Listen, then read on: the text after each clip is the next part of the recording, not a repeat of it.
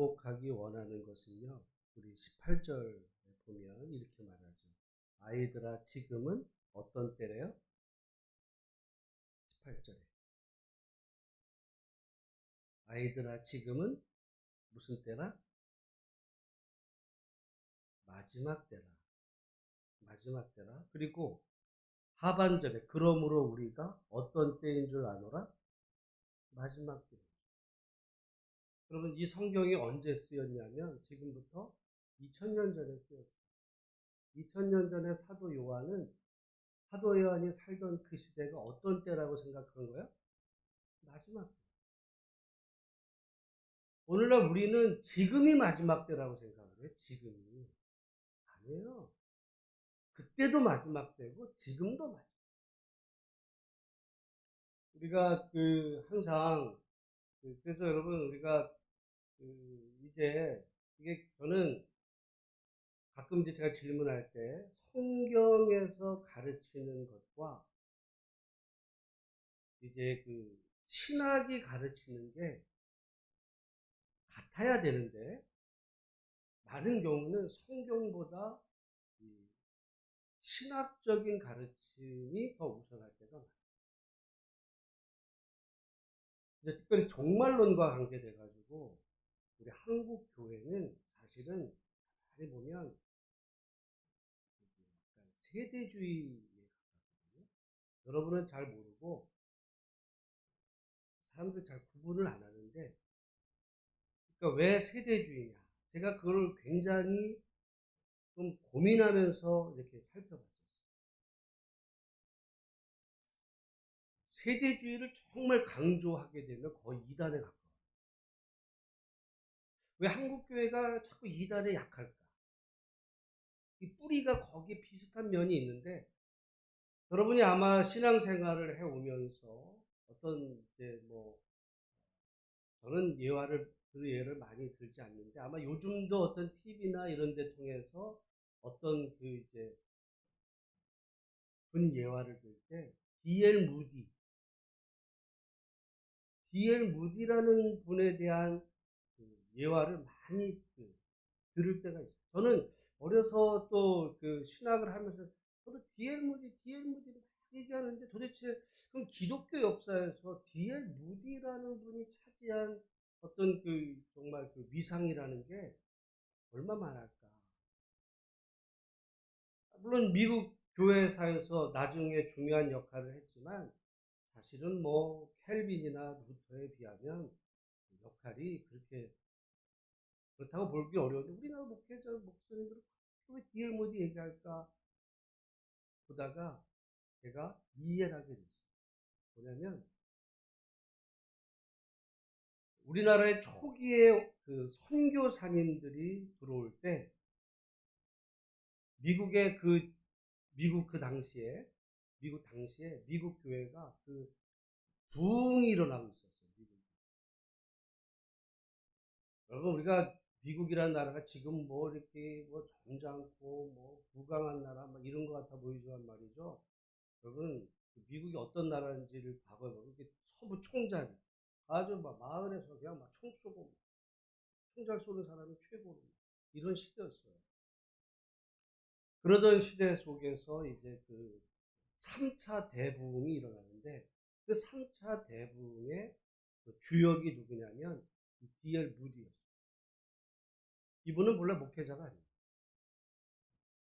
거의 사업가적인 수단으로 그 부흥을 이끌었는데 그 D.L. 무디의 그 부흥에 은혜를 받은 사람들이 나오기 시작했습니다. 그게 이제 주로 젊은 청년, 의사, 이런 젊은 청년. 우리나라에도 여러분 선교사 온 분들은 굉장히 어떻게 보면 20대 잘 나가는 무슨 예일대 의대생 이런 사람들이 와요. 여러분 지금 우리나라가 지금 해외 선교한다 그래도 지금 20대 만약에 지금 의사 전도 유망한 이런 어떤 청년이 나 저기 아프리카의 그 나라에 가서 선교하겠다고 이름도 알지 못하는 그런 나라에 간다 그러면은 보통 은혜를 받은 게 아니잖아요. 보통 우리는 선교사를 지금 누가 갑니까? 목사님이 가고 뭐 조금 이상하게 얘기하면은 뭐 이렇게 교회 사역지 없는 분이 예를 들어 선교 받아가지고 그냥 가는 경우가 나이 들어서 뭐 40대 뭐 이렇게 가는 경우가 많은데 우리나라에 100여 년 전에 선교사로 왔던 그분들은 그런 사람들이 왔어요. 어떻게 보면 우리나라가 축복받은 거예요. 그래서 의사들 막 이런 사람들이 많이 왔는데 그분들에게 강력한 영향을 끼쳤던 사람이 누구냐? D.L. 무디였어요. 그러니까 우리나라에 왔던 선교사님들의 영적인 스승이 누구예요? D.L. 무디인 거예요. 그러니까 이 D.L. 무디에 대해서 이제 자기 선생님에 대해서 자기 어떤 자기들의 목사님에 대해서 이제 이야기를 하게 되고 하니까 우리 이제 한국의 목회자나 이런 분들은 신학교에서 그래서 한국 교회 안에서 D.L. 무디의 그 차지하는 위상이 정말 어마어마합니다. 근데 이 D.L. 무디가 다 좋은데 한 가지 문제가 있어요. 이분이 세대주의. 그러니까 세대주의라는 거는요, 어떻게 보면 성경의 그 역사를 구분을 합니다.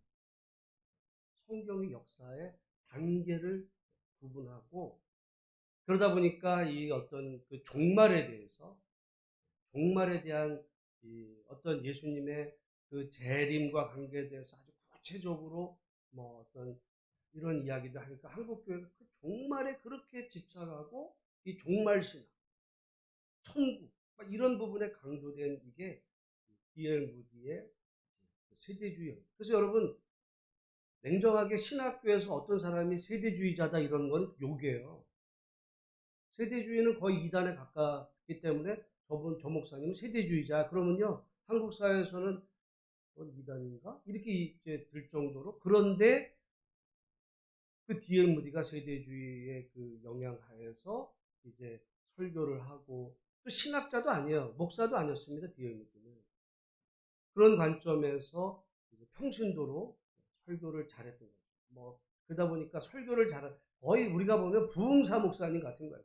부흥사 목사님이 뭐 성경을 잘 알아서 얘기를 재미있게 하고 간증하고 거기 찬양. 그래서 여러분 우리가 갖고 있는 이 찬양 찬송가의 상당수는 D.L. 무디의 그 부흥회 때 혼자 설교만 한 게 아니라 꼭 생키라고 하는 이 찬양 사역자랑 같이 했어요. 그래서 이제 부흥회를 한다 그러면 이 생키가 찬양을 쫙 하는 거예요. 그러면 그 서부 시대에 정말 이 막 험악하고 언제 죽을지 모르고 막 고되고 막 했던 그 미국의 정말 거칠었던 사람들이 이 교회 와가지고 어떤 부흥회를 하면 많은 사람이 모인 가운데 찬양곡을 막 이렇게 하면은 사람들이 거기서 은혜를 받고 거기 이제 찬양을 하고 그러다가 D.L. 무디가 설교를 하면 그냥 막 회개하고 난리가 났었어요. 그래서 여기 찬송가에 많이 보면 이 생키가 지은 곡이 많아요. 그러니까 우리 지금 사실은 정확하게 말하면 우리 찬송가는 그 D.L. 무디 그 인근의 부흥회 때의 부흥의 찬송가였어. 부흥의 찬송가. 우리가 지금 뭐 경건하고 거룩하다고 예배 중에 부르는 이런 찬송가가 실은 부흥회, 미국의 부흥회 때 불렀던 것들이 상당수. 그래서 가만히 여러분 그 이렇게 찬송가 보면 그 위에 작사 작곡의 연도를 보면 거의 1880 몇 년 어간에 거의 대부분이 다 그래요. 그런데 그때 이제 그 세대주의는 항상 어떤 이 세상의 그 세대가 구분이 되고 요한계시록도 이제 그렇게 보는 거예요.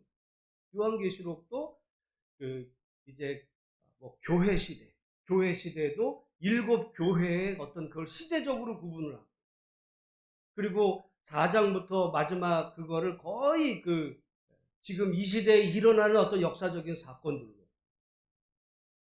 그런 배경이 있기 때문에 그리고 그 세대주의가 강했던 게 미국은 우리는 한국 교회는 장로교가 강하잖아요.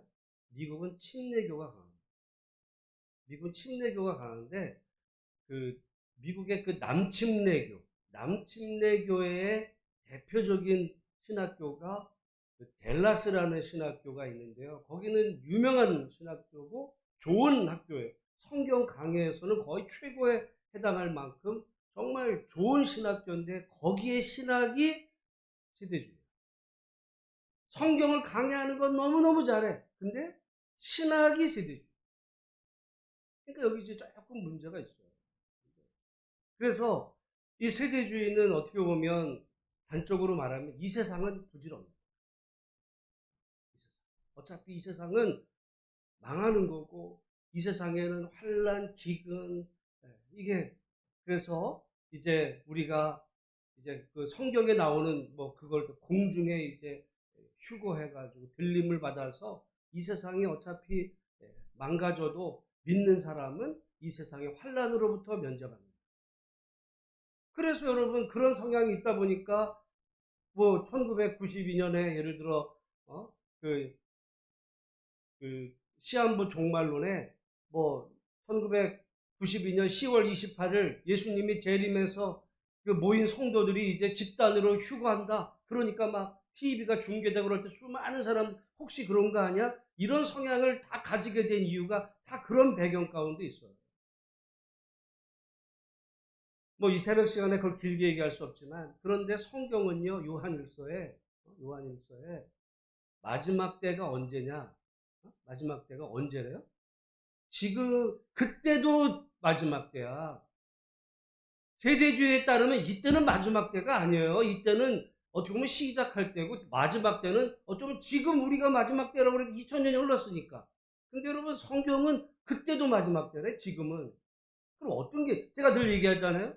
성경이 우선인가 신학이 우선인가. 제가 그냥 하는 얘기가 아니에요.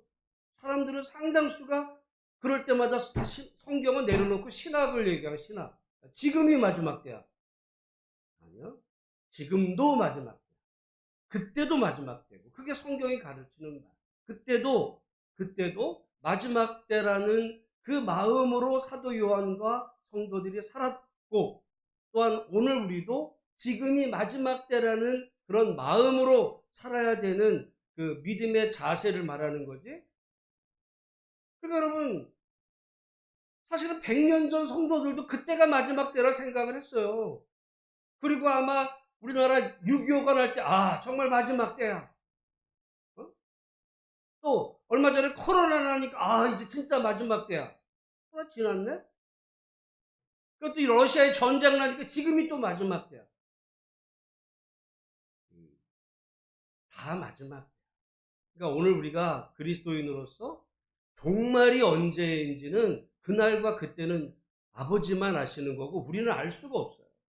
다만 우리는 지금이 언제나 마지막 때라고 하는 그 마음의 자세로. 그리고 사실은 그래요. 오늘이 마지막일 수도 있어 우리가. 내일을 어떻게 기약을 해. 솔직히 말해서. 좀 재수없는 얘기지만 아침에. 그런 마음으로 하루를 살고 그 시대를 사는 거예요. 무슨 오늘은 내가 안전하고 뭐 내가 10년 후에 뭘 할. 내가 10년 후에 산다는 보장 있어요? 없어. 우리는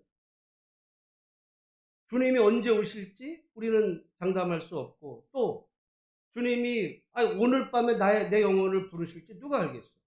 그러니까 항상 그리스도인은 지금이 마지막 때, 지금이 마지막 때라고 하는 그런 마음으로 이제 그런 신앙의 자세로 사는 것이 건강하다.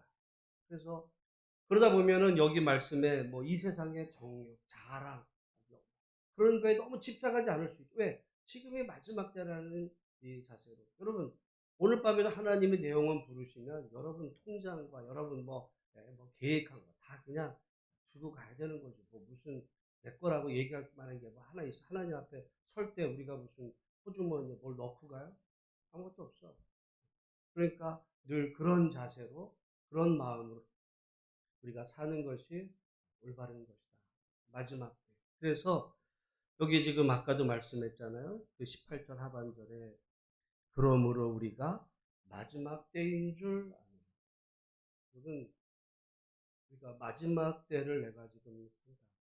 지금도 마지막 때를 사는 거고 내일도 마지막 때를 사는 거고 우리가 10년 후도 마지막 때를 사는 거고 그게 그리스도인의 바른 자세인데 이걸 이제 잘못해가지고 이 성경을 딱 보니까 지금이 마지막 때야. 근데 이거는요 2000년 전에 쓴 글이라니까 그때도 마지막 때였어. 근데 이런 세대주의를 가지고 많은 사람들은 요한계시록을 이제 해석을 해요. 요한계시록.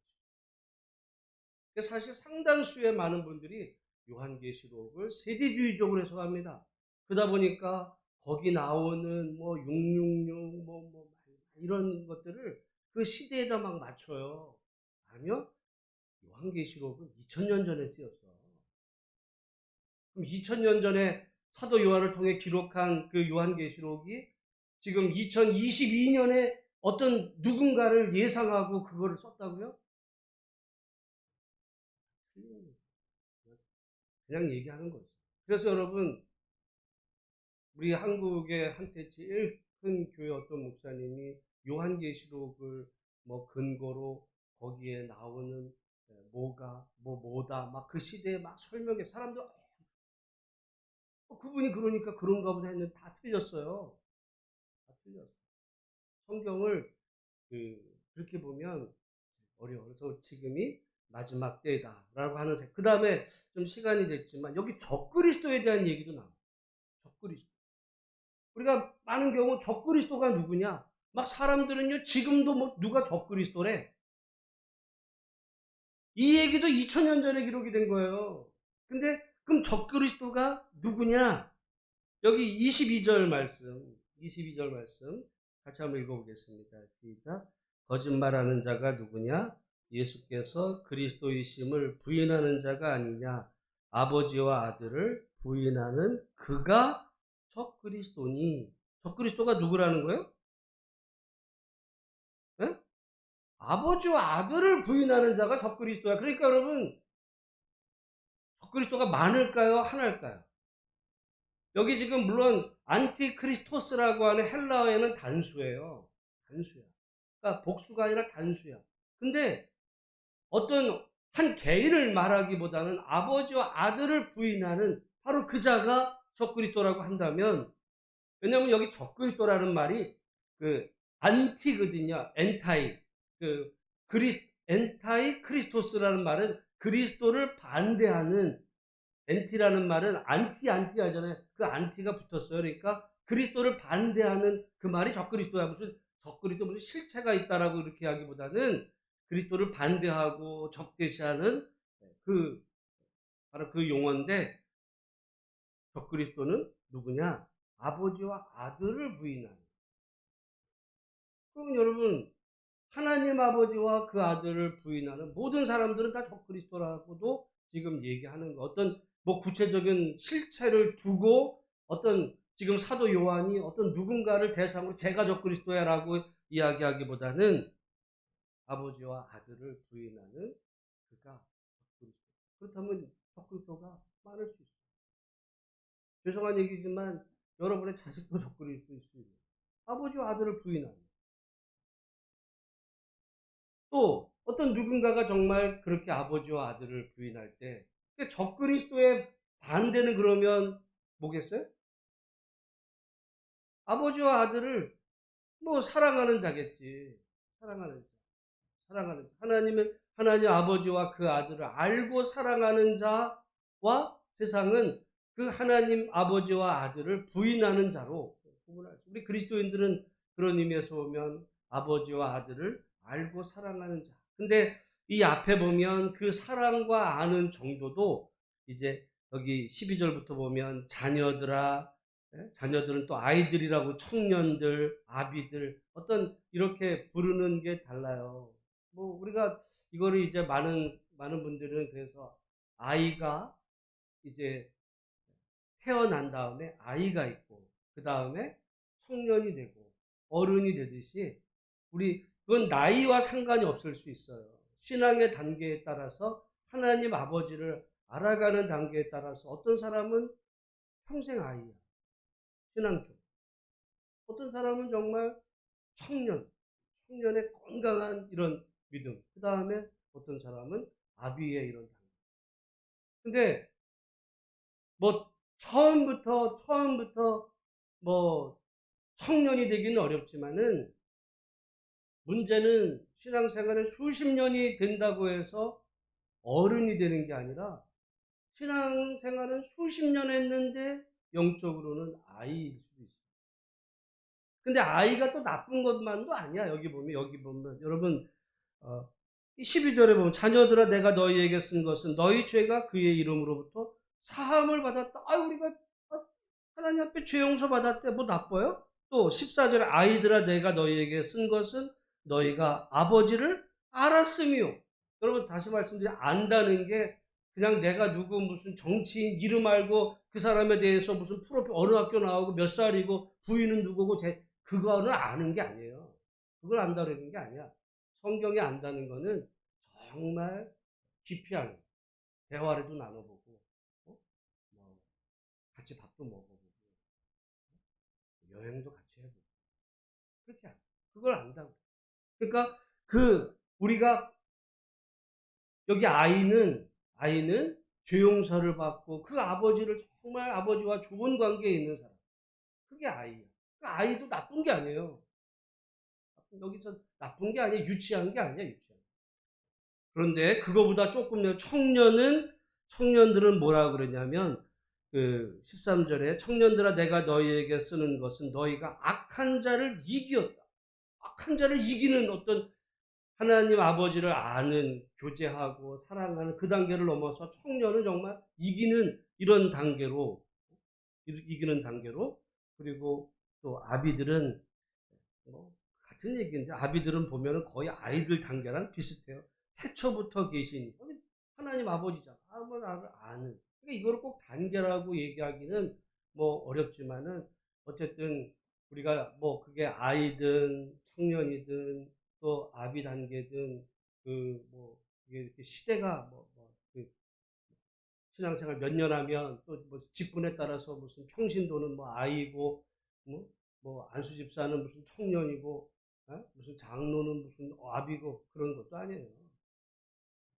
그 장로나 목사가 애기일 수 있고요.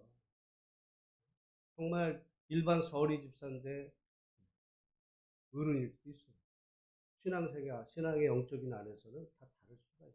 그래서 중요한 것은 아는 거죠. 하나님 아버지를 알고 악한 자를 이기고 또 그러니까 우리가 정말 가장 중요한 것은 그리스도를 알고 그분과 교제하는 그런 믿음의 단계가 우리에게 있다. 이제 오늘 제 말씀을 정리하면 마지막 때, 오늘이 마지막 때는 지금이 마지막 때예요. 그리고 적그리스도는 아버지와 아들을 부인하는 자. 뭐 옛날에 뭐 누가 적그리스도가 뭐 누구다 어? 요즘 뭐 시진핑이 적그리스도.